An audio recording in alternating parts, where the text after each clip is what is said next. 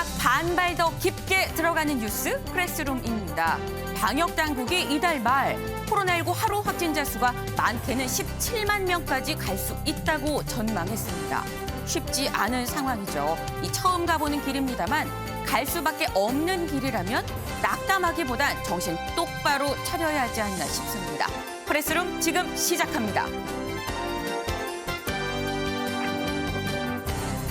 이재명 후보와 윤석열 후보가 연일 고 노무현 전 대통령을 언급하면서 눈물을 보였습니다. 주말 동안 두 후보의 행보 그리고 발언들까지 함께 짚어드릴게요. 한동안 잠잠했던 안철수, 윤석열 후보 간 야권 단일화 이슈가 다시 수면 위로 올라왔습니다. 대선을 30일 남긴 상황에서 막판 변수가 될지 자세히 짚어봅니다. 한 여론조사에서 대선 후보 배우자들의 호감도가 10점 만점에 3점대를 기록하며 역대급 비호감 대선을 실감케 하고 있습니다. 김혜경, 김건희 씨를 둘러싼 논란도 계속되고 있는데요. 이 내용 잠시 후 짚어보겠습니다.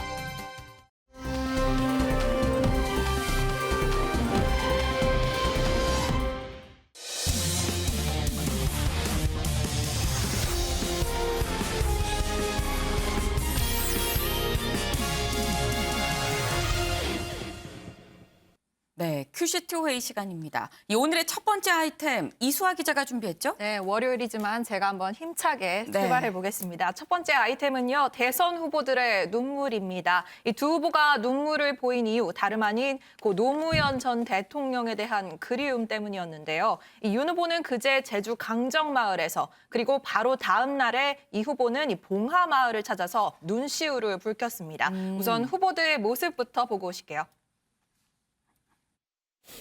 2007년 노무현 전 대통령께서 주변의 많은 반대에도 불구하고 고뇌에 찬 결단을 하셨습니다. 제주 해군기지는 국가의 필수 요소다. 무장과 평화가 함께 있는 것은 잘못이 아니다. 이렇게 말씀하셨습니다. 저는 노무현 전 대통령의 고뇌와 결단을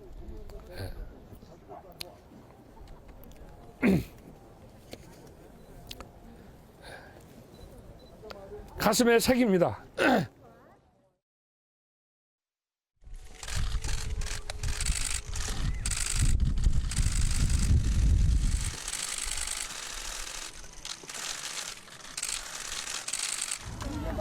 이것을 보면 언제나 그 참혹했던 순간을 잊어버리기가 어렵습니다. 사람 사는 세상을 만드는 꿈은 노무현의 꿈이었고 문재인의 꿈이고 그리고 저 이재명의 영원한 꿈입니다, 여러분.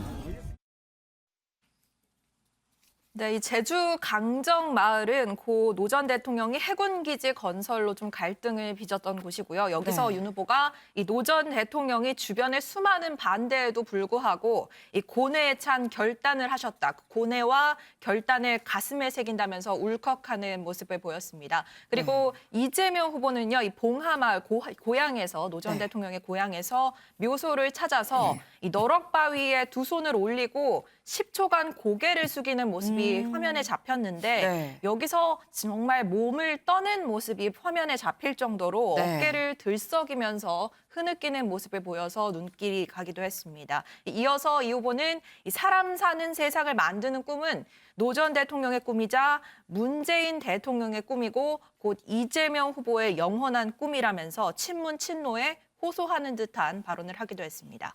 그런데 지금 보니까 이재명 후보, 윤석열 후보 이 두 사람 다 이 노 전 대통령을 얘기를 하면서 울컥하는 지금 그런 모습입니다.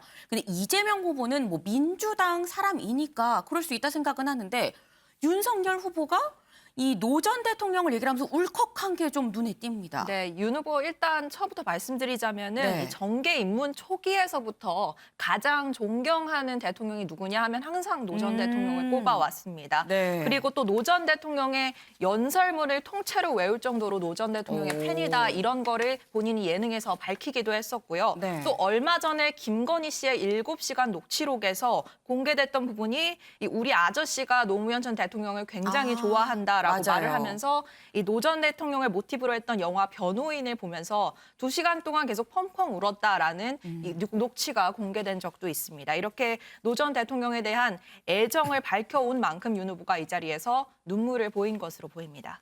뭐 그거를 뭐 신경 쓴 건 아니겠습니다만 일단 이재명 후보, 윤석열 후보 이 지금은 고인이 된 노무현 전 대통령을 좀 신경전을 벌이는 것 같다라는 생각이 들기도 합니다. 네, 이 노 전 대통령 정신을 계승하는 문제잖아요. 이 네. 문제를 두고 두 후보가 약간의 신경전을 벌이는 건 맞는 것 같습니다. 일단 이재명 후보의 반응을 보면요. 이 노무현 전 대통령을 언급하고 있는 윤 후보에 대해서 다소 냉소적인 반응을 보였습니다. 윤 후보의 행동에 대해 어떻게 생각하냐는 기자 질문이 있었는데 여기에 대해서 그분의 특이 행동이나 발언에 대해 말씀드리지 않는 게 예의일 것 같다라면서 더 이상 말하지 않았는데요. 윤 후보의 관련 반응은 아직까지는 나오지 않고 있습니다. 그렇군요. 이재명 후보가 좀 특이한 행동이다라고 얘기를 한 거 보니까 뭔가 좀 거슬리는 면이 없잖아 있는 것 같아 보이긴 합니다. 아마도 노무현 전 대통령 민주당 사람인데 왜 국민의힘 후보가 지금 이 노무현 전 대통령을 언급하냐 뭐 이런 얘기가 아닌가 싶은데 네.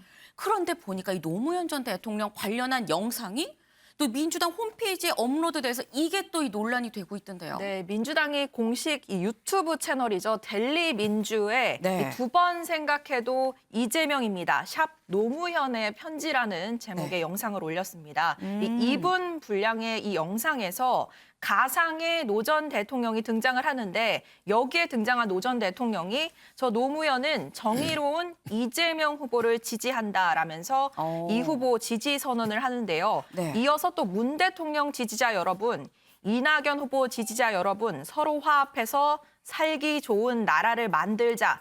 대통령은 이재명입니다라고 말하는 모습이 담겼습니다. 이 영상을 공개한 뒤에 온라인에서 좀 비판이 많이 쏟아졌습니다. 네. 심지어 친여 커뮤니티에서도 이 화가 나서 말이 안 나온다. 고인의 목소리를 저렇게 맘대로 갖다 써도 되냐. 민주당 공식 채널에 이런 영상이 올라왔더니 믿을 수가 없다. 이런 반응들이 계속 나왔거든요. 네. 부정적인 반응이 계속 나오니까 결국 이 채널에서 삭제가 됐고요. 영상이. 민주당 관계자의 해명을 들어보자면은 당이 직접 만든 영상은 아니고 네. 지지자가 제작한 영상인데 이 만들어주신 성의를 봐서 델리 민주에 올렸던 것뿐이다. 그런데 반응이 안 좋아서 내렸다라고 밝혔습니다. 그리고 직접 만든 것이 아니라 누군가 성대모사를 한 것인지 AI 기술을 활용해서 만든 것인지 등 세부 사항은 알 수 없다면서 관련해서 송영길 대표가 영상을 관리하는 당 본부에 선대본부에 경고 조치를 했다고도 밝혔습니다.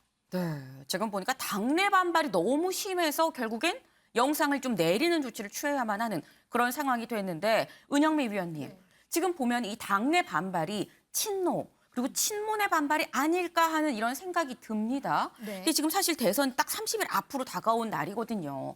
근데 지금 이런 상황에서 친문의 이 내부 반발이 있다는 거, 이 아직까지도 이재명 후보랑 좀 선을 친문에서 긋고 있는 건가 하는 생각이 듭니다. 네, 일단 뭐 그런 측면도 없지 않을 거예요. 그런데 일단 제가 보기에 상당히 그냥 영상 자체만으로 상당히 부적절해 보여요. 일단 돌아가신 분이잖아요. 네. 살아생전에 이재명, 물론 지금 살아계신다면 이재명 후보를 지지한다고 했을 가능성이 높지만 살아생전에 그런 얘기를 하지도 않았는데 가짜 영상을 만들어서 지지하는 것처럼 하면 그건 진실이 아니잖아요. 어쨌든 간에. 물론 권양숙 여사야 지난해 그 봉화마을 이재명 후보가 후보 확정 후에 찾았을 때 지지하겠다 이런 얘기를 했으니까 권양숙 여사 관련 부분은 사실이지만 네네. 이 노무현 전 대통령 발언 부분은 사실이 아니죠. 그러면 이거는 진실이 아니기 때문에 친문 진영에서 항의를 할 수 있는 충분한 이유가 된다고 생각을 하고요.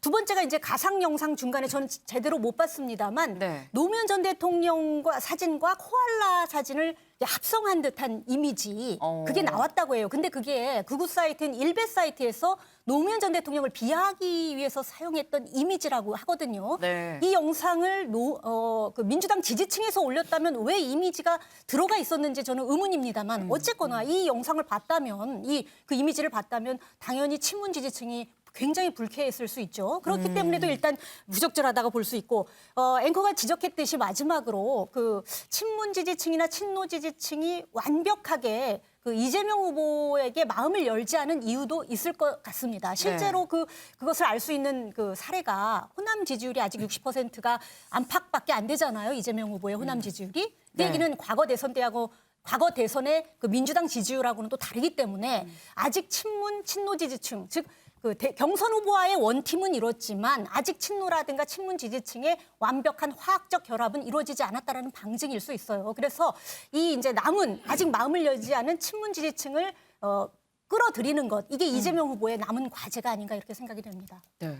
근데 이 은영미 위원께서 말씀해 주시는 가운데 뭐 아마도 일베 영상이 해당 뭐 영상에 쓰인 것 같다라고 말씀을 해주시긴 했는데 이건 사실 좀 확인을 좀 해봐야 될 부분인 것 같긴 합니다. 어쨌거나 이재명 후보가 이 친문, 친노 다 좀 이 안아야 되는 거 아니냐라는 이런 말씀을 주셨는데 그런데 이 노무현 전 대통령의 이 지지 영상이 저는 민주당 내부 갈등인 줄 알았는데 이수아 기자. 이 보니까 국민의힘에서도 여기에 대해서 또 반응을 내놨습니다. 네, 청년 보좌역들이 운영하고 있는 것으로 알려진 네. AI 윤석열이 여기에 대해서 반응을 내놨습니다. 네. 그 영상을 끝까지 보고 있기 힘들었다라면서 고인을 비하하려고 했던 것이냐라고 비판했는데요. 이제는 친숙해진 AI 윤석열 직접 보고 오실까요?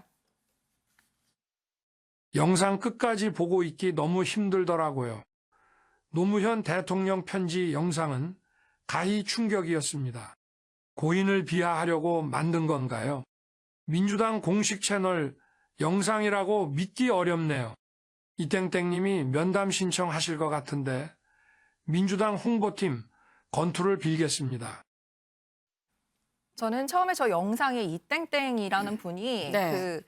고 노 전 대통령 그 영상에 나왔 이낙연 전 대표가 언급이 돼서 이 대표인가 싶었는데 네. 이재명 후보인 것 같더라고요. 네. 그래서 이재명 후보를 지칭하는 것 같고요. 이 영상을 올린 민주당 홍보팀이 곧 이재명 후보에게 한 소리 듣지 않겠냐 뭐 이런 뜻으로 말한 것 같습니다. 네. 이준석 당대표도 한마디 했는데요. 이 비극적으로 서거한 전직 대통령 선대모사까지 하면서 선거에 동원하는 것은 정말 상상도 못할 기획이다라면서 선관위에 해당 영상을 신고하겠다. 아무리 급해도 선거에 금도가 있다면서 비판에 가세했습니다. 그렇군요. 사실 저희가 앞서서도 몇 번 저희 방송에서 이 뭐 소개를 해드리긴 했습니다만 이 AI 윤석열이 요즘에 좀 열심히 좀 일을 하는 것 같긴 합니다. 네. 그런데 이걸 의식을 한 건지 AI 이재명도 나온다고요. 네, 이 지난해 12월에 사실 민주당 의원 44명이 AI 윤석열에 대해서 좀 지탄하는 긴급 기자회견을 열기도 했었습니다. 여기서 이 딥케이크에 의한 AI 후보는 단순한 아바타가 아니다. 허위 조작으로 만들어진 가짜고 조작된 후보라고 이렇게 야당을 비판을 했는데 여기가 조금 상황이 애매하게 됐습니다. 말씀하신 것처럼 민주당의 곧 이 후보의 AI 캐릭터 이른바 AI 재밍을 등장을 예고했기 때문인데요. 이미 AI 재밍 커밍 순이라는 제목의 네. 짧은 영상이 이 후보 공식 SNS 채널에 올라와 있는 상태입니다. 보고 오실게요. 앞으로 공약 제대로 나를 위해 이재명 커밍 순 지역 앞으로 공약 제대로 나를 위해 이재명 커밍 순 지역 앞으로 공약 제대로.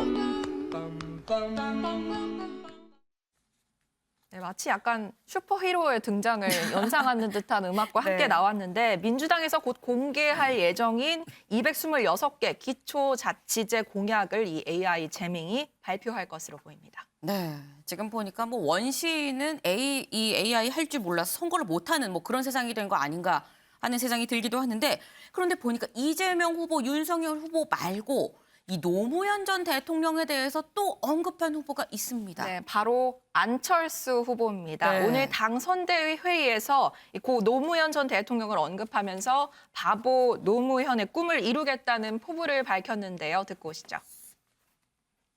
노무현 대통령은 반칙과 특권 없는 세상을 외쳤습니다.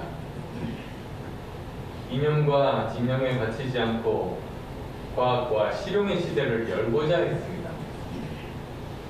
저 안철수가 생각하고 가는 길과 같습니다. 역대급 비호감 대선을 보면서 대한민국 정치 이대로는 안 된다는 많은 분들의 걱정을 들으면서 문득 노무현 대통령이 걸어온 길 속에 저 안철수를 비추어 보았습니다. 네, 이 발언을 보면서 대체 안 후보와 고 노 전 대통령의 접점은 뭘까라고 궁금해하시는 분들도 있을 것 같아요. 네. 이 안 후보가 직접 밝힌 배경을 보면요. 안 후보는 자신이 부산 범청동에서 자랐고 네. 범청동 바로 옆에 이 범일동이 노 전 대통령이 처음으로 국회의원에 당선된 곳이다라고 밝히기도 했고요. 자신이 또 부산고 출신인데 노 전 대통령이 본인 정치의 출발점이라고 밝혔던 곳이라면서 보이지 않는 인연을 강조하는 모습이었습니다. 또 노 전 대통령의 꿈이자 우리 모두의 희망인 그런 나라를 만들겠다라는 포부도 밝혔습니다. 네, 지금 보니까 뭐 안철수 후보까지 문득 이 노무현 전 대통령이 생각났다라고 얘기를 하면서 이 뭐 여야 할 것 없이 다 이 후보들이 이 노무현 전 대통령을 소환을 해서 저도 사실 방송 준비를 하면서 글쎄 왜 이렇게 후보들이 노 전 대통령을 찾는 걸까 생각을 하면서 노 전 대통령의 옛 모습을 좀 찾아봤는데요. 저만 보기 좀 아까워서 제가 오늘 들고 왔습니다. 이 노 전 대통령의 옛 모습 같이 보고 오시죠.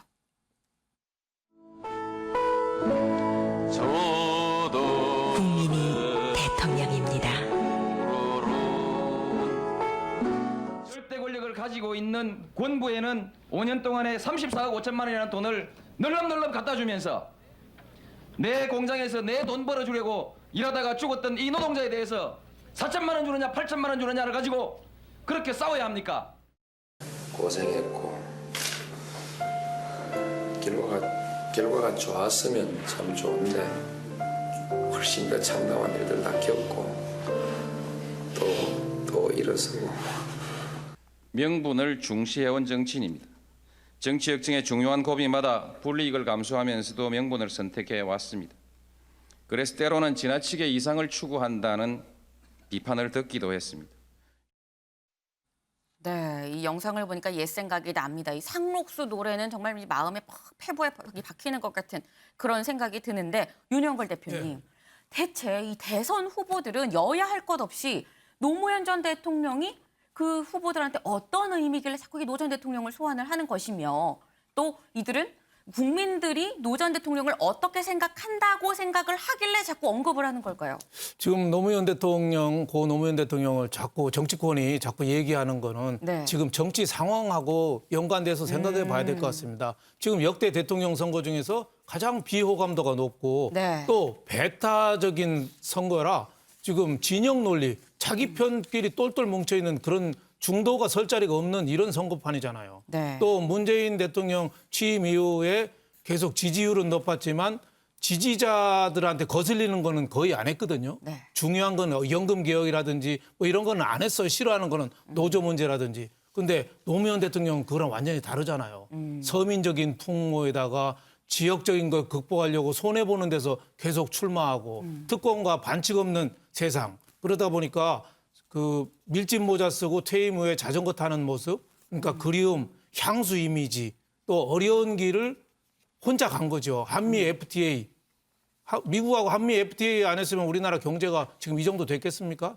그리고 제주 강정마을 해군 기지. 지금 그 태평양 이때 중국하고 그 파고가 전쟁의 파고가 높아지는데 그 중요성이 좀 높아지잖아요. 근데 노무현 대통령이 그걸 한 거죠. 그래서 지금 대권 후보자들이 노무현 대통령을 부르는 거는 뭐 그런 정치적인 상황과 밀접이 연결돼 있다. 그래서 지금 대권 후보들이 물론 현실적인 요구도 있을 거예요. 중도층, 또 세대, 지역 이걸 초월하려면은 표를 얻으려면은 노무현 대통령이 중도층 했고 서민들 또 지역 영남 출신이지만 또 호남 쪽에서 표를 많이 얻었고 그랬죠. 진영 논리를 상당히 극복하려고 노력을 많이 했잖아요. 그런 이미지가 또 필요한 거죠. 또 대권 이미 주저자들이 노무현 대통령을 많이 찾는 이유 가장 큰 거 딱 저는 하나라고 봐요. 어떤 거요?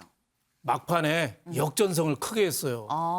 그 전에는 2002년에 이회창 후보, 정몽준 후보, 노무현 후보가 꼴찌였습니다. 그래서 후보 교체론까지 나올 정도로 아주 꼴찌였거든요. 근데 막판에 유도로 말하면 한판 승, 업어치기로 그냥 크게 해서 1등 해버렸어요. 그러니까 지금 대권 후보들이 노무현 전 대통령처럼 나도 한판 승하겠다. 이런 희망이 좀 투영된 거 아닌가 저는 이렇게 생각했습니다. 네.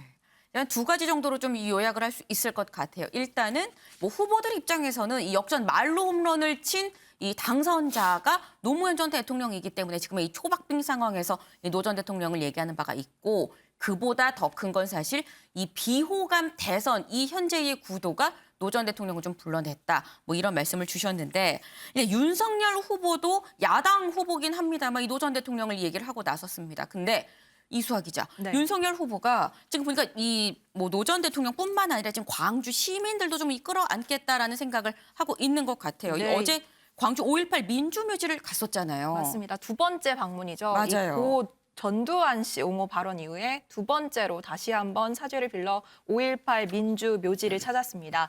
지난해 11월 방문 당시에는 사실 5.18 유족 그리고 시민단체들의 반발로 참배는 하지 못하고 묵념만 한 채 돌아왔거든요. 네. 과연 이번에는 이 참배탑, 분향탑까지 갈 수 있었을까요? 결과 영상으로 보고 오시죠.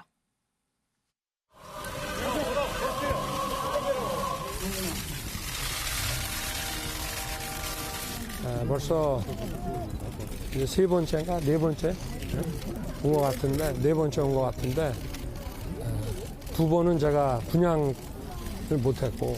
사랑하는 광주 시민 여러분, 제 발언으로 상처받으신 모든 분들께 머리 숙여 사과드립니다.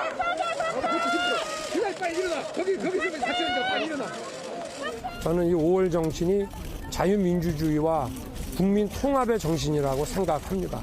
그래서 광주를 공식적으로 제가 방문할 때는 꼭 민주모역을 찾아서 제가 예를 갖추고 다시 한번 마음가짐을 바로 잡는 것이 정치인으로서의 맞는 도리라고 생각합니다. 네.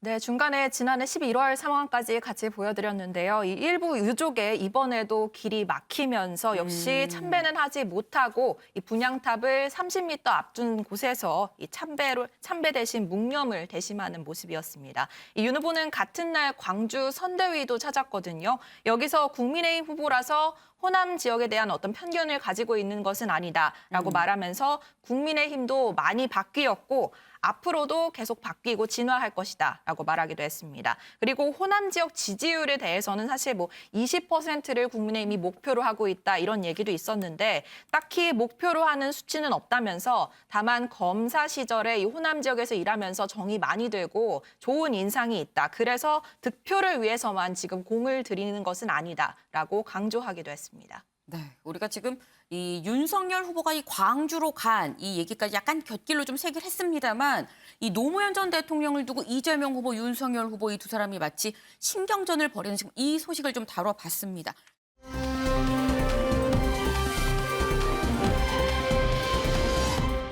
글쎄요, 제 생각에 장외에서 그 신경전을 할 게 아니라 이 직접 토론을 하면 되는 거 아닌가 하는 생각이 드는데 이 다음 토론 언제 한다는 얘기 취재한 기자 없나요? 네, 이 부분은 제가 준비를 했는데요. 네. 일단 4자 TV 토론이 원래 내일로 예정이 되어 있었다가 네. 국민의힘 측이 조금 어려움을 이렇게 표하면서 일단은 무산이 된 상황입니다. 그런데 국민의힘이 이 8일 내일 토론은 어렵다고 얘기를 했지만 11일인 이번 주 금요일 토론은 가능하다 이렇게 밝히면서 이거를 두고 지금 신경전이 벌어지고 있는 상황인데요. 또 이제 여기서 윤석열 후보의 때 아닌 이 술자리 논란이 벌어지면서 이 토론을 둘러싼 지금 논란이 좀 격화되고 있는 그런 모습입니다. 우선은 민주당의 비판 목소리부터 들어보고 이야기 이어나가겠습니다. 윤석열 후보가 건강이 이상한 것은 사실인 것 같습니다. 왜냐하면 폭탄주를 한 20잔씩 드시던 분이 제주도에서 서너 잔밖에 드시지 못했다는 걸 보면 상당히 건강이 악화된 걸로 보여집니다. 그러나 그 건강 악화가 TV 토론을 회피할 정도의 건강 악화로 보이지는 않습니다. 국민의 검증을 피하려는 모습, 저는 그것은 대통령이 될 자격이 부족하다는 것을 인정하는 것이다. 네, 우선 민주당이 비판하는 점은 지난 5일에 한국기자협회가 이 토론회를 주최를 했는데 윤석열 후보 측이 연락이 와서 이 윤석열 후보 건강이 좀 안 좋으니까 이 토론회를 좀 늦출 수 있냐 이렇게 요청이 와서 이를 받아들였다고 발표를 했습니다. 네. 그런데 이 5일 저녁에 이 신청을 한 5일 저녁에 제주도에서 윤석열 후보가 일정이 있었는데 이때 기자들과 이제 폭탄주를 돌려 마셨다는 보도가 나왔거든요. 이제 그러니까 민주당 입장에서는 몸이 아파서 토론회는 연기해놓고 술은 먹을 수 있느냐 이렇게 지금 비판을 하고 있는 상황이고요.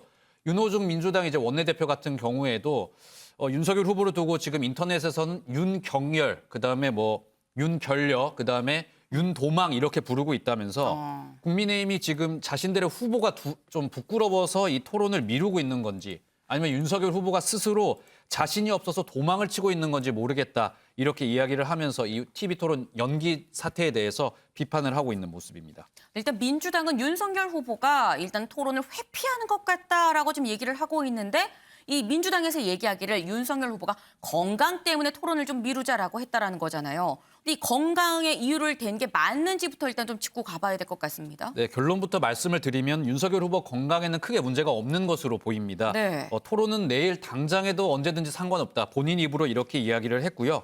국민의힘 당 차원에서도 이 윤석열 후보 술자리 보도에 대해서는 좀 어느 정도 좀 오해가 있었다 이렇게 해명을 한 상황이거든요. 윤석열 후보의 뭐 발언부터 직접 들어보겠습니다. 뭐 지금이라도 8일 날 할 거면은 하십시오. 저는 아마 우리 당에서는 실무자들이 다른 거보다 기자협회하고 JTBC만 할 것이 아니라 다른 종편이나 보도 채널도 들어와야 된다는 주장을 한 것 같습니다. 그쪽으로부터 아마 여러 가지 항의 내지는 좀 이의 제기가 많이 있었기 때문에 그 얘기를 한 거고 저는 내일 저녁에 해도 상관없습니다. 네. 네, 윤석열 후보 나는 내일 토론 당장에도 상관없는데 네. 실무자들이 좀 다른 방송사와 여러 매체가 좀 참여하는 거를 유도를 하는 과정에서 조금 이게 와전이 된 것 같다 이야기를 했고요. 국민의힘 성일종 이제 토론협상 단장 같은 경우에도 네. 이 윤석열 후보의 술자리 논란 관련해서 이게 실무자들 차원에서 윤석열 후보가 지방 일정이 너무 많다 보니까 컨디션 좋은 조절하는 차원에서 이걸 좀 늦추자고 한 건데 네. 이 이야기가 지금 좀 보도에서는 와전이 된 것 같다 이렇게 해명하는 모습 보였거든요. 국민의힘 쪽에서는 우리가 토론을 피하지 않는다 이 모습을 좀 강조해서 보여주는 모습이었습니다. 일단 이 국민의힘의 얘기로는 이 윤석열 후보 건강에 이상이 없다. 이거 좀 와전된 것 같다라고 얘기를 했는데 그럼 건강한 윤석열 후보와 또 토론을 하고 싶은 이재명 후보 그래서 사자 토론은 한다는 거예요, 만다는 거예요? 네, 지금까지 나온 보도 내용 합쳐 보면은요. 토론의 성사 가능성은 일단 높은 것으로 보입니다. 지금 각 당에서 참석을 이미 이제 약속을 한 상황이거든요. 네. 하지만 여기서 아직 변수도 남아 있다는 분석이 좀 지배적인데요. 일단은 이 토론 무산을 놓고 지금 누가 책임을 질 건지 네. 이 책임 공방이 이어지고 있는 상황입니다. 성일종 의원이 좀 문제될 만한 발언을 했는데 이 토론 연기 신청을 국민의힘뿐만 아니라 국민의당 쪽에서도 했었다 이렇게 이야기를 했거든요. 근데 이 국민의당 쪽에서는 이걸 책임을 지금 전가하는 발언이다. 성일종 의원이 이거에 대해서 좀 책임을 지고 사과를 해야 된다 이렇게 이야기를 하고 있고 네. 정의당과 민주당도 마찬가지로 그 내일 토론의 무산에 대해서는 국민의힘이 어느 정도 이 입장 표명을 좀 해야 된다 이렇게 네. 이야기를 하고 있는 상황입니다. 또 윤석열 후보가 앞서서 들어보셨지만 그 주최 방송사를 놓고 정치적으로 패양됐다 이렇게 발언하는 바람에 이 발언도 지금 문제가 되고 있는 상황이라서 정리를 해드리면 11일 토론 가능성은 높지만 변수는 네. 아직 남아있다 이렇게 말씀드릴 수 있을 것 같습니다. 네, 가능성이 크지만 변수가 아직도 남아있다라고 하니까 이번 주 금요일 이 오는 11일에 정말 토론이 열릴지 좀 끝까지 지켜봐야 될 것 같습니다.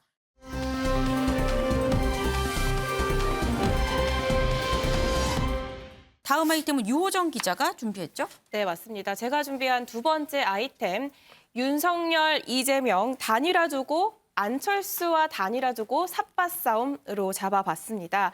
오늘로써 대선이 딱 30일 남은 상황인데요. 네. 여야 모두 이 단일화 카드를 좀 만지작거리고 있는 모양새입니다. 이 내용 좀 준비해 보려고 하는데요. 먼저 윤석열 후보가 한 인터뷰에서 어느 정도 단일화 가능성을 열어두는 취지의 인터뷰를 해서 좀 주목을 받고 있습니다. 네. 어떤 얘기를 했냐면 안철수와의 단일화 배제할 필요 없다라고 얘기를 했습니다. 그러면서 단일화를 한다면 바깥에 공개하고 진행할 게 아니라 둘이 전격적으로 결정할 사안이다라고 얘기를 했는데요. 네. 단일화 가능성을 열어두고 시기와 방식, 어떤 상황을 보고 있는 뜻으로 해석되는 이런 인터뷰를 직접 한 거고요. 네. 이렇게 단일화를 언급하는 것 자체가 안 후보에게 예의가 아니다라면서도 단일화 자체에는 또 전향적인 입장을 내놨거든요. 안 후보는 정권 교체를 위해 대선에 나온 분이다라는 점에서 나와 방향이 같다. 합쳐서 갈 수 있으면 같이 가자는 것이다라는 얘기를 덧붙이기도 했습니다. 아니 그런데 지금 유호정 기자가 얘기한 그 발언은 지금까지의 국민의힘의 선대본에서 얘기했었던 그 입장이랑은 좀 다릅니다. 이게 지금 입장이 그럼 바뀐 거예요? 네, 사실 단일화 문제에 대해서 최근에 이제 논의가 좀 불이 지펴진 상황으로 보이는데요. 네. 당내 의견이 분분한 상황입니다. 일단 윤 후보 여러 의원들의 공개적인 의견 표명은 개인적인 차원이다라고 선을 그으면서 공개적으로 언급하기에는 부적절한 사안이다라고 얘기를 했는데요. 네. 이 얘기 직접 들어보겠습니다.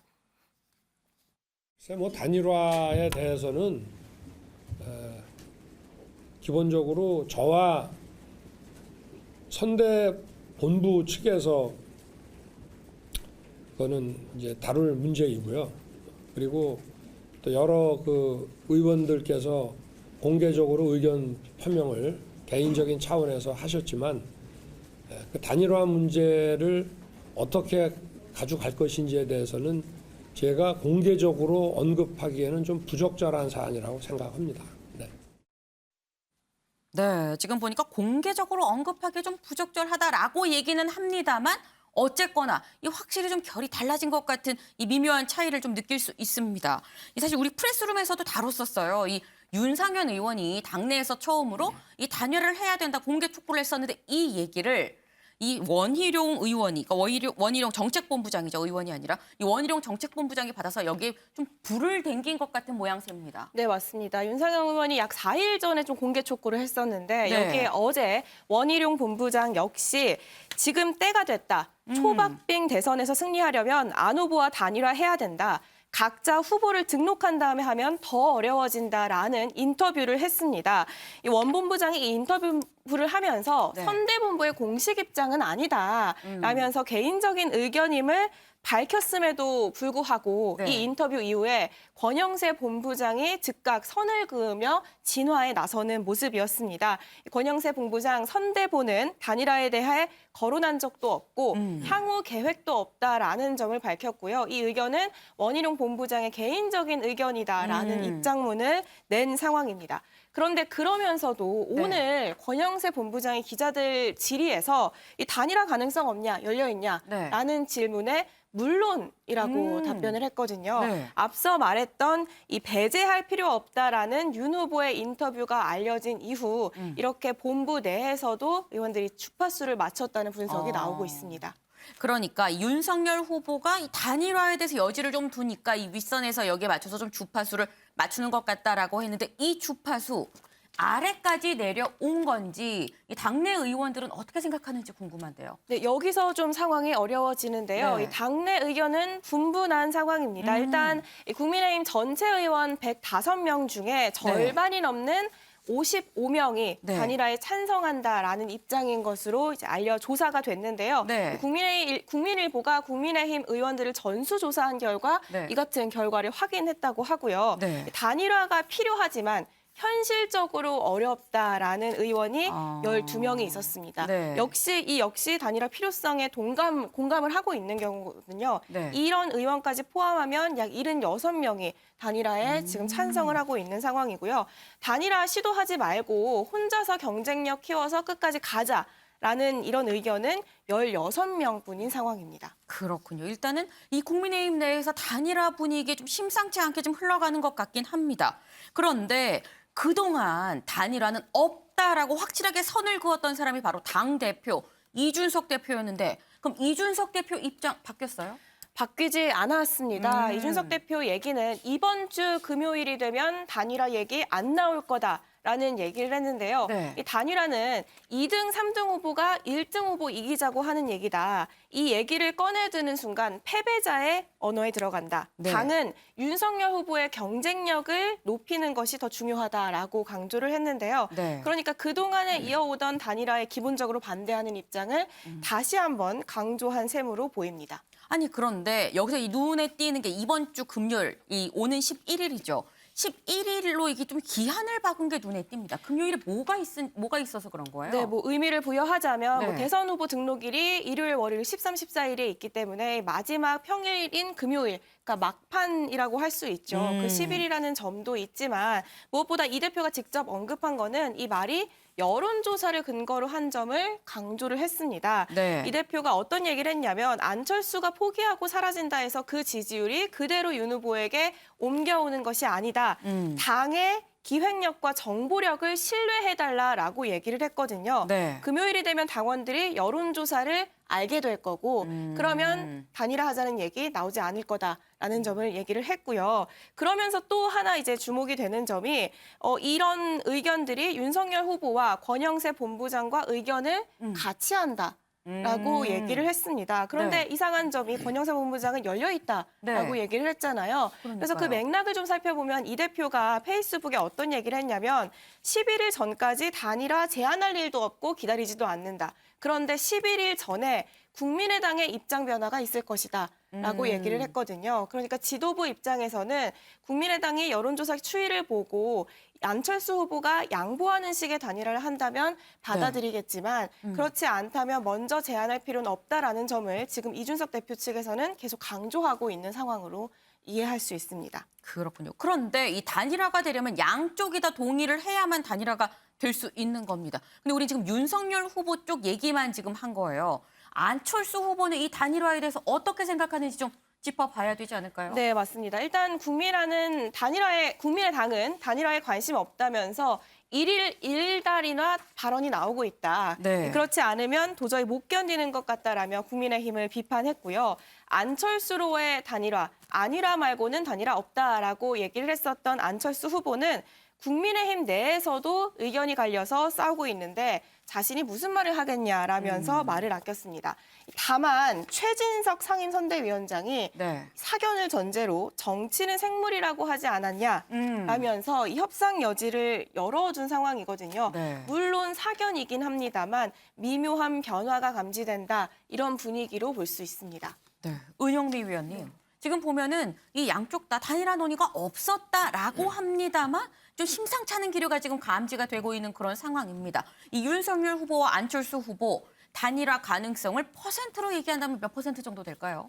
저는 지금 상황에서는 네. 단일화 가능성이 한 6 내지 7. 6 내지 60 내지 70% 단일화 가능성. 네네. 안 될 가능성이 한 40%나 30%라고 지금은 이제 단일화 가능성에 더 제가 문을 열고 있는데 왜 그러냐면은 지금 지지율을 보면 있잖아요. 단일화를 안 하고 싶은 건 이제 국민의 입장에서 안 하고 싶죠.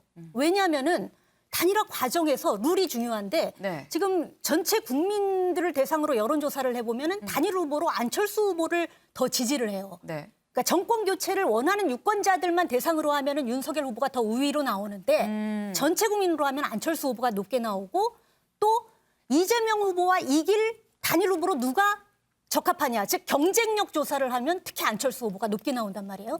그러니까 룰 싸움을 해야 되는데 룰 싸움에서 지금 상황으로는 윤석열 지지도는 안철수 후보보다 훨씬 높은데 룰에서는 지금 불리하게 돼 있거든요. 그러니까 그 룰 싸움을 지리하게 하는 게 힘들거든요. 더 많은 걸 줘야 되고. 그렇기 때문에 국민의힘에서는 가급적 단일화를 하고 싶지 않은 거예요. 근데 단일화를 안 하고 이기려면 어떤 조건이 있어야 되냐면 윤석열 후보, 이재명 후보, 안철수 후보 간에 적정한 지지율이 차이가 나야 되는데 네. 일단 윤석열 후보가 이재명 후보보다 오차 범위 밖으로 이겨야 돼요. 그리고 안철수 후보를 10% 지지율 안으로 밑으로 묶어둬야 돼요. 조건 많네요. 그러니까 3자 구도로 가더라도 그 정도가 계속 끝까지만 유지된다면 충분히 윤석열 후보가 3자 구도로 가도 이길 수 있죠. 네. 그런데 만약에 지금 현재 지지율은 어떠냐면 오차 범위 내에서 앞서고 있거든요. 그러면 다양한 변수 때문에 오차 범위는 언제든지 뒤집힐 수 있고 그렇죠. 심지어 여론조사가 잘못됐을 가능성도 있기 때문에 이대로 가면 굉장히 이기기 어려운 거예요. 그렇기 때문에 이제 단일화를 해야 한다는 그 여론이 지금까지는 이제 좀 뭐 반반 나오는 거잖아요. 국민의힘 내에서도. 네. 근데 이제 이준석 대표는 왜 이번 주 후반까지 기다려보자 이러냐면은 11일에 결론을 내자 이러냐면은 물론 등록 직전이기도 하지만 아마도 김혜경 배우자 그 의혹 논란 때문에 이재명 후보의 지지율이 더 내려가고 윤석열 후보의 지지율이 더 높아지면 이 격차가 오차 범위 밖으로 벌어지지 않겠느냐를 것이다. 기대하는 것 같아요. 그러면 이제 단일화 목소리가 좀 줄어들 수 있잖아요. 그렇죠? 이제 그런 거를 기대하고 이제 좀 더 기다려보자라고 얘기하는 것 같습니다. 네, 그렇군요. 그런데 이제 우리가 지금 단일화 얘기를 하면서 이 윤석열 후보와 안철수 후보 얘기만 했습니다. 두 사람 간의 단일화만 얘기를 했는데 보니까 이호정 기자, 민주당 쪽 분위기도 좀 심상치가 않습니다. 네, 이 민주당도 안철수 후보와의 단일화 가능성 열려 있다라는 점을 강조하고 있는 상황인데요. 네. 뭐 안 후보를 완전히 환영한다기보다는 이렇게 국민의힘 내에서 어떤 어긋나는 의견들이 나오다 보니까 견제구를 날리는 차원인 것으로 보입니다. 네. 먼저 우상호 의원의 얘기 듣고 오겠습니다. 다음 주에 진행되기 때문에 아무래도 이 문제가 초미의 관심사로 떠오르는 주간이라고 저희는 판단을 하고 있고요. 저희 또한 안철수 후보하고의 여러 문제들에 대해서 열린 마음으로 대하고 있다. 이렇게 좀 말씀을 드리겠습니다. 원희룡 의원이 그런 제안을 했지만 또 일각에서는 검토한 적 없다. 또 이렇게 반응도 나오고 있지 않습니까? 그래서 국민의힘 내부의 입장이 하나로 정해진 것 같지는 않다. 이런 생각이 들고요. 이재명 선대위 총괄본부장 입장에서 말씀드리자면 우리는 열려 있다. 이렇게 좀 말씀을 드리겠습니다. 네, 이렇게 총괄선대본부장의 얘기에 이어서 송영길 대표 역시 같은 날 인터뷰에서 네. 이 이재명 안 후보의 과학기술 공약은 이재명 후보가 더 잘할 수 있다라면서 이 비슷한 취지의 인터뷰를 이어나가는 모습이었습니다. 네. 그런데 중요한 건 아까도 말했습니다만 단일화는 둘이 하는 거잖아요. 안철수 후보 의사가 중요하지 않아요? 네, 오늘 안철수 후보가 여기에 대해 언급을 했는데요. 네. 여야 모두 진정성이 없다고 일갈했습니다. 직접 들어보시죠. 어제는 또 아니라고 그랬다가 오늘은 또 뭐 된다고 그랬다가 그리고 또 이런 문제는 공개적으로 말한다는 자체가 저는 진정성이 없다고 생각합니다. 최근 민주당에서도 단일화 얘기 계속 하시는 게 공개적으로 그렇게 이야기하고 저희한테 뭐 미리 사전에 어떤 협의나 이런 것들은 저희들은 전혀 없습니다. 그래서 진정성을 느낄 수 없다는 말씀드립니다. 근데 뭐 나한테는 직접 단일화 하자는 얘기가 없었다. 이 진정성이 없다라고 얘기를 하는 모습이었고요. 네. 여기에 민주당의 이재명 후보가 오늘 이상돈 전 의원과 비공개 오찬이 예정돼 있었다라는 소식까지 들려왔거든요. 네. 이 전 의원이 뭐 중앙대 법대 스승이기도 하지만 좀 주목이 되는 점은 2012년에는 새누리당에서 김종인 전 위원장과 함께 비대위원으로 활동하기도 했었고요. 네. 2016년에는 국민의당에 합류해서 20대 국회 비례대표를 지냈습니다. 네. 이 때문에 뭐 지금 단일화 얘기와 맞물려서 어떤 행보인지에 대해서 그 해석에도 좀 관심이 쏠리고 있는 상황이고요. 아직 뭐 어떤 얘기를 나눴는지 분위기는 들리지 않고 있지만 네. 대선 후보가 누구를 만나는지는 굉장히 또 중요한 포인트죠. 중요한 포인트잖아요. 그렇기 때문에 어떤 행보인지 여기에도 정치권의 관심이 쏠리고 있는 상황입니다. 네, 참 묘합니다. 저희가 앞에서 이 노무현 전 대통령을 두고 이재명, 윤석열 후보가 좀 신경전을 벌이는 것 같다라고 전해드렸는데 지금 상황은 또 이 안철수 후보를 두고 이재명, 윤석열 후보가 또 신경전을 벌이는 거 아닌가 하는 생각이 드는 대목인데 참 이렇게 마치 짠 것처럼 양당에서 이렇게 단일화를 들고 나오는 이유가 있을까요, 이호정 기자? 네, 아무래도 시기 때문입니다. 그러니까 후보 등록 기간이 13, 14일인데요. 단일화 1차 마지노선을 이 13, 14일 이전으로 보고 있습니다. 왜냐하면은 이 기간이 지나고 두 후보가 모두 등록을 하게 되면은 네. 이후에 단일화를 하더라도 투표용지에 2번 윤석열, 4번 안철수 모두 다 찍히게 됩니다. 그렇기 때문에 들어가서 투표 용지에 기왕이면 네. 하나의 후보만 있는 게 그게 훨씬 좋죠. 단일화가 효과적이잖아요. 그렇죠. 때문에 1차 마지노선이 오는 14일로 이제 야권에선 보고 있고요. 뭐 2차 마지노선이라 하면은 투표 용지 인쇄하기 전날입니다. 네. 만약에 인쇄 전날 단일화가 되면 사퇴한 후보 옆에 사퇴라고 표시가 명기가 됩니다. 그러니까 네네. 헷갈리지 않고 투표할 가능성이 현저히 낮아지겠죠. 이렇게 2차 마지노선이 얘기가 되고 있고 마지막으로 뭐 사전투표 개시일인 3월 4일 그 전이 이제 3차 마지노선으로 얘기가 나오고 있습니다. 야권 입장에선 단일화를 한다면 1차 마지노선 전에 하는 게 가장 효과적인 상황입니다. 그렇군요. 이 단일화를 좀 얘기를 해봤는데 사실 단일화 갖고 뭐 안철수 후보와의 단일화만 있는 건 아닙니다. 이 단일화라는 말이 글쎄요, 단일화라는 말보다는 뭐 연대, 뭐 지원 이런 얘기가 맞을 수 있을 것도 같은데 그러니까 윤석열 후보랑 결별한 이 김종인 전 위원장을 이재명 후보가 찾아갔습니다. 네, 맞습니다. 이 후보의 행보가 미묘하다라는 네. 얘기가 나오는 이유가 바로 있습니다. 어제 저녁에 김종인 전 위원장과 80분간 비공개 회동을 했다라는 소식까지 전해졌는데요. 네. 뭐 코로나 위기랑 소상공인 지원, 방역 상황 등에 대해서 얘기를 나눴다 하지만 대선 후보가 지금 김종인 위원장을 만나는 이 만남, 정치권이 심상치 않게 보고 있는 상황입니다. 그렇죠. 일단 민주당은 진영을 가리지 않고 인재를 쓰고 싶다는 이 후보의 요청으로 김 전 위원장이 조언을 해주는 수준이고 선거를 위한 연대 같은 이야기는 없었다라고 선을 긋곤 있지만 네. 어쨌든 그 만남엔 의미를 두는 분위기인데요. 송영길 대표의 얘기 직접 듣고 오겠습니다. 김종인 위원장이 가지고 있던 경제 민주화에 대한 철학, 김종인 위원장님의 철학을 수용할 만한 그릇이 안 됩니다. 이것을 제가 계속 강조했는데 그게 사실로 확인된 것 같습니다. 그렇다면 오히려 이재명 후보랑 그러한 경제 철학이나 방향이 더 접점이 있지 않겠는가 이런 생각입니다. 기본적으로 이 김종인 위원장의 경제 철학을 이해할 수준이 이재명 후보와 윤석열 후보는 비교가 안 된다고 생각합니다. 네, 하지만 정작 김종인 위원장은 사람 한 번 만난 것 가지고 뭐 이렇게 얘기가 많냐. 특별한 얘기 없었고 특별히 관심 둘 일 아니다라면서 특유의 그 냉소적인 태도를 보였습니다. 네.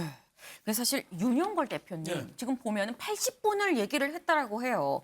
이 80분 생각보다 굉장히 긴 시간이거든요. 저희 프레스룸이 뭐 한 80분 정도 되는 건데 굉장히 긴 시간인데 뭐 보면 김종인 전 위원장이 기자한테 계속 물었는데 별 얘기 안 해서 합니다만 어쨌거나 일단 만난 거 자체가 이재명 후보를 좀 지원 사격해 준 거 아니냐라는 해석이 나올 수도 있거든요. 뭐 그런 점도 있을 수 있죠. 저 이재명 후보가 제일 안타까운 부분이 네. 중도층 공략의 제일 안타까운 부분이거든요. 지금 지지율이 30%에서 40% 넘지를 못하잖아요. 문재인 네. 대통령 지지율을 못 넘어요. 그거 넘으려면은 문재인 대통령과의 차별화, 또 하나는 중도층 공략을 해야 되는데 이게 좀 마땅치 않은 거예요. 그래서 지지율이 박스권인데 제가 보기에는 그 박스권에 돌파하는 중도층 공략 이미지로서는 김종인 그 박사하고 이상돈 전 의원 굉장히 두 분이 딱 맞는 그 이미지죠. 네. 80분 만났다기보다도 80분을 어떻게 보면 만나는 시간을 어떻게 보면 연출했다. 뭐 이렇게도 볼 수 있을 거예요. 그럴 정도로 그 두 분이 좌우를 넘나드는 그런 이미지, 중도층의 이미지가 있고 경제 민주화 또 이런 이미지가 있죠. 또 하나는 이상돈 전 의원도 그렇고 김종인 전 비대위원장도 그렇고 그 굉장히 지금 바쁘지 않은 분들이에요. 시간이 많아요.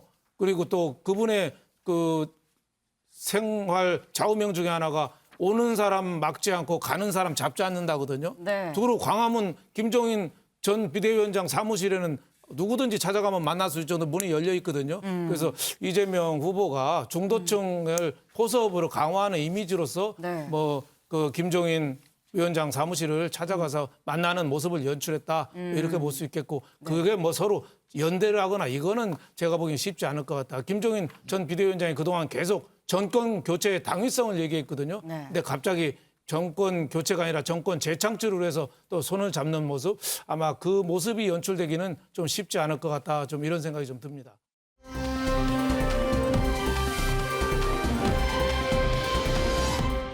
마지막 아이템 김현 기자가 준비했죠? 네, 저는 대선 후보들의 배우자 이슈를 조금 정리해 볼까 합니다.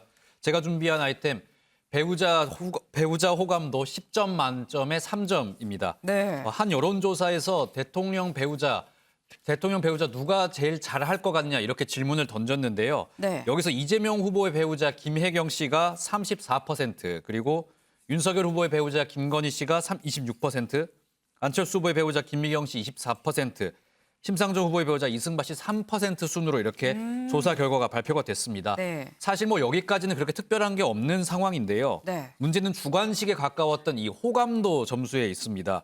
후보자들의 배우자에 대해서 어떻게 생각하냐 이렇게 호감도를 10점 만점으로 평가해달라는 질문이 있었는데요. 네. 여기서 이제 양강 후보의 호감도가 3점대로 매우 이제 처참한 점수를 받아들였습니다. 이재명 후보의 부인 김혜경 씨 3.32, 윤석열 후보의 부인 김건희 씨는 3.06의 이제 호감도를 받았는데요. 네. 대선 후보인 남편들보다 더 낮은 점수. 윤석열 후보, 이재명 후보 호감도 점수에서 4점대를 받았는데 네. 부인들은 이것보다 낮은 3점대의 호감도를 받으면서 이 여론조사 그리고 호감도 조사가 눈길을 끄는 모습 보였습니다. 네. 그런데 지금 이 김현 기자가 얘기한 이 여론조사, 그래프 한번 띄워봐 주실까요? 네, 이 그래프 역할 수행 이 지지율을 좀 보게 되면 지금 뭐 이재명 후보, 윤석열 후보는 사실 뭐 이 후보들, 남편들이 이미 뭐 양강 구도를 형성하고 있기 때문에 뭐 채취하고라도 안철수 후보가 지금 이 김건희 씨랑 거의 뭐 비등하게 지금 나온 상황입니다. 이 부분이 좀 눈에 띄는 건데 김미경 씨가 이 저런 걸 좀 알고 있었던 건지 사실 며칠 전에 우리 MBN에 직접 좀 출연을 해서 좀 이 배우자에 대해서 좀 세게 얘기를 한 부분이 있어요. 네, 그렇습니다.